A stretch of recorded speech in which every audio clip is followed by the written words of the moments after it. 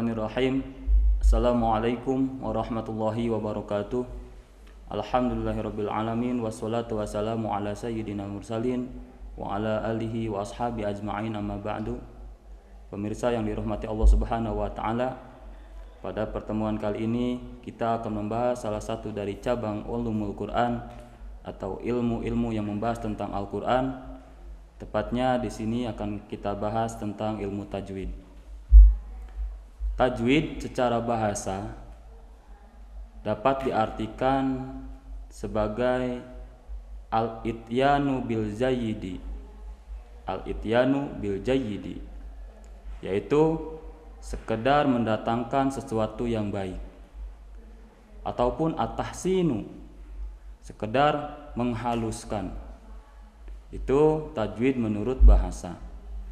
Sedangkan tajwid menurut istilah adalah ilmun yu'rafu bihi i'ta'u kulli harfin haqqahu wa mustahiqqahu minas sifati wal mududi wa ghairi dzalik, yaitu ilmu untuk mengetahui hak-hak huruf hijaiyah ataupun sifat huruf hijaiyah,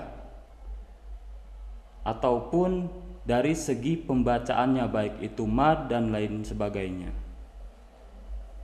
Jadi secara keseluruhan ilmu tajwid adalah ilmu untuk mengetahui bagaimana cara kita membaca Al-Quran dengan baik dan benar serta fasih sesuai dengan makhraj dan tajwidnya. Begitupun dengan sifat-sifatnya. Kemudian bagaimana hukum mempelajari hukum tajwid itu sendiri? Kemudian bagaimana hukum mempelajari hukum tajwid? Nah, di sini hukum mempelajari hukum tajwid itu adalah fardu kifayah. Apa itu fardu kifayah? Di sini dijelaskan fardu kifayah adalah sakotol haroju anti lil baki, yaitu bebas dari dosa apabila sebagian sudah ada yang mempelajarinya atau sebagian sudah ada yang mengerjakannya. Jadi sekali lagi, hukum mempelajari ilmu tajwid adalah fardu kifayah. Adapun hukum membaca Al-Quran dengan disertai hukum tajwid ialah fardu ain. Apa itu fardu ain? Fardu ain adalah la yasqutul haraju an fi'lil baqi. Artinya fardu ain itu tidak akan terbebas dosa meskipun sebagian sudah mengerjakannya. Artinya ini kewajiban bagi setiap individu. Secara keseluruhan, mempelajari ilmu tajwid itu fardu kifayah, tapi menerapkan ilmu tajwid dalam bacaan Al-Quran kita itu fardu ain.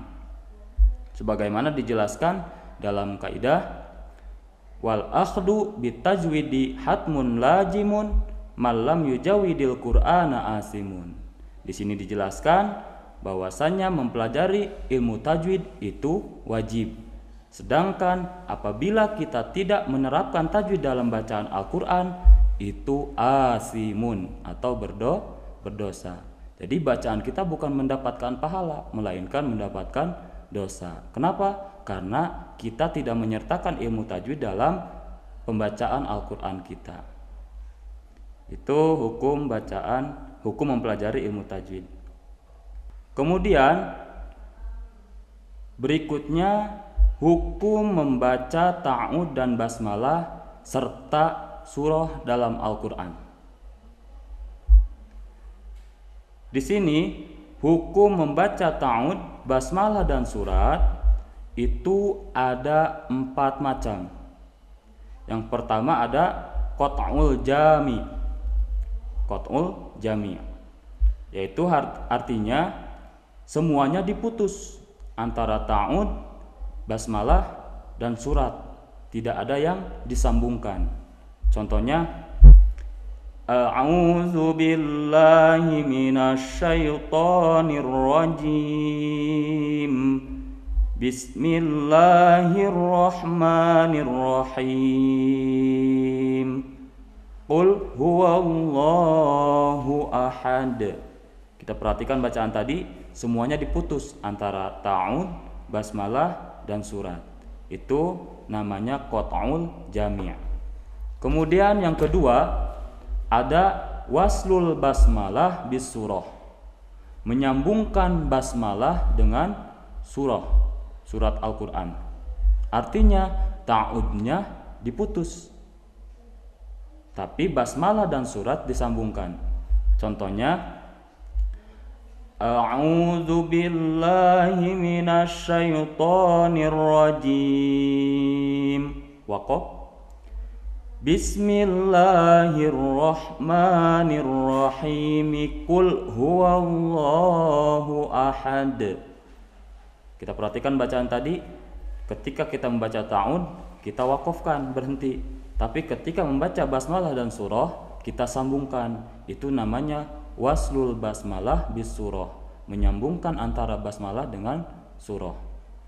Kemudian macam yang ketiga ada waslul isti'adah bil basmalah. Mewasolkan, menyambungkan antara ta'ud dan basmalah. Berarti dari basmalah ke surah kita wakafkan.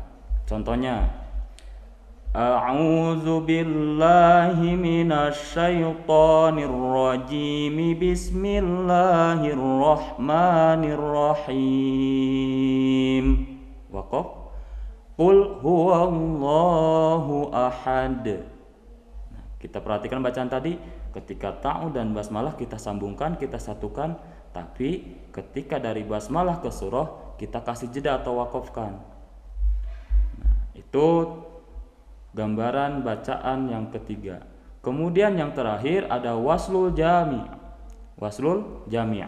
Kalau tadi ada qat'ul jami' semua diputus, kalau sekarang sebaliknya waslul jami'. Disambungkan semuanya.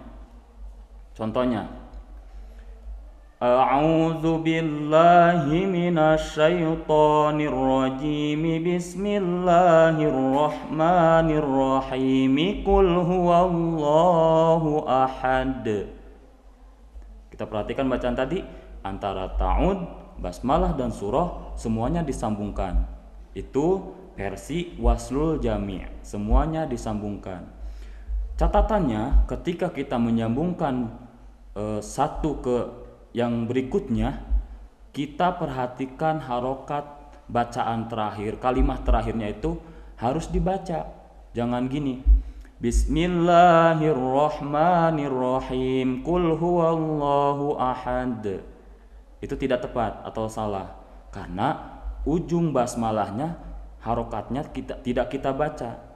Kalau kita mau menyambungkan atau mewasolkan, maka Bismillahirrahmanirrahim. Mi-nya itu harus dibaca berharokat kasroh, baru disambungkan ke bacaan berikutnya. Saya ulangi contoh yang waslul jami'. A'udzu billahi minasyaitonir rajim. Bismillahirrahmanirrahim. Qul huwallahu ahad. Nah, itu macam-macam cara membaca antara ta'ud, basmalah, dan surat dalam Al-Quran. Berikutnya, cara membaca basmalah di antara dua surat. Kalau tadi ta'ud, basmalah, dan surat, kalau sekarang membaca basmalah di antara dua surat. Nah, ketika kita membaca basmalah yang dihimpit antara dua surat, itu ada 4 bagian. Cuman yang 4 ini terbagi 2. Yang 3 boleh kita praktekkan, tapi yang 1 tidak boleh kita terapkan. Nah, langsung kita simak penjelasannya. Yang pertama ada qat'ul kulli. Qat'ul kulli yaitu semuanya diwakafkan antara surat yang pertama, basmalah, dan surat yang ketiga. Semuanya diwakafkan. Contohnya, ghairil maghdubi alaihim waladdallin.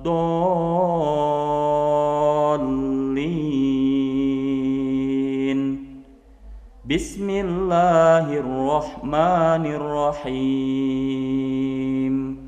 Qul huwallahu ahad. Kita simak bacaan yang tadi. Pertama ada akhir surah Fatihah kita wakafkan, kemudian lanjut dengan basmalah, dilanjut lagi dengan awal surat berikutnya. Semuanya diwakafkan. Itu namanya bacaan qat'ul kulli, diwakafkan semuanya. Kemudian cara membaca basmalah yang dihimpit antara dua surah Al-Qur'an yang kedua yaitu ada waqaf wasol. Artinya di sini akhir surat yang pertama kita wakafkan, waqaf wasol. Akhir surat yang pertama kita wakafkan, tapi antara basmalah ke surat yang kedua kita wasolkan, kita sambungkan. Contohnya, ghairil maghdubi alaihim waladdallin.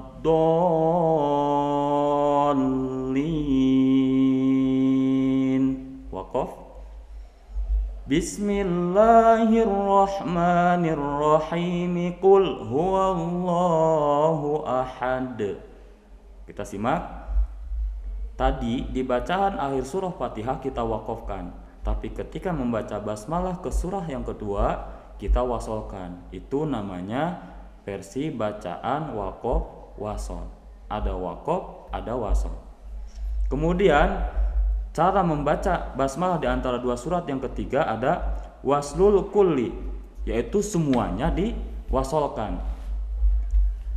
Antara akhir surah yang pertama ke basmalah, kemudian antara basmalah ke surat yang kedua itu semuanya kita sambungkan, kita wasolkan.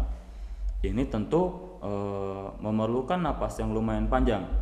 Kita contohkan, ghairil maghdubi alaihim waladdallin. Bismillahirrahmanirrahim. Qul huwallahu ahad. Kita simak antara akhir surah Fatihah ke basmalah dan ke awal surah yang kedua itu semuanya kita wasolkan. Itu versi bacaan yang ketiga.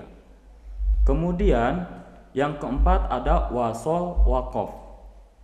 Wasol waqaf. Kalau tadi waqaf wasol, surat yang pertama diwakafkan, kemudian basmalah ke surat yang kedua diwasolkan. Nah, kalau yang sekarang sebaliknya, wasol waqaf. Dari akhir surat yang pertama ke basmalah kita wasolkan, kemudian dari basmalah ke surat yang kedua kita wakafkan. Wasol waqaf. Contohnya nanti jadinya seperti ini. Ghairil maghdubi alaihim waladdallin. Bismillahirrahmanirrahim. Qul huwallahu ahad. Kita perhatikan dari waladdallin ke basmalah disambungkan. Kemudian dari basmalah ke surat yang kedua diwakafkan. Itu namanya membaca dengan versi dengan cara wasol waqaf. Nah, hadirin yang perlu kita perhatikan, cara yang keempat ini, cara yang terakhir ini, yang wasol waqaf, menyambungkan akhir surat pertama ke basmalah dan mewakafkan dari basmalah ke surat yang kedua, ini tidak boleh kita praktekkan, tidak boleh diterapkan. Jadi dari keseluruhan 4 versi membaca basmalah di antara 2 surat itu ada 3 yang boleh diterapkan, kemudian ada 1 yang tidak boleh diterapkan. Kenapa tadi dijelaskan di sini? Karena itu akan jadi kemungkinan cara membacanya seperti itu. Akan tetapi ada ketentuan bahwa itu ada yang tidak boleh kita terapkan. Yang mana? Yaitu yang wasol waqaf. Demikian cara membaca basmalah di antara 2 surat.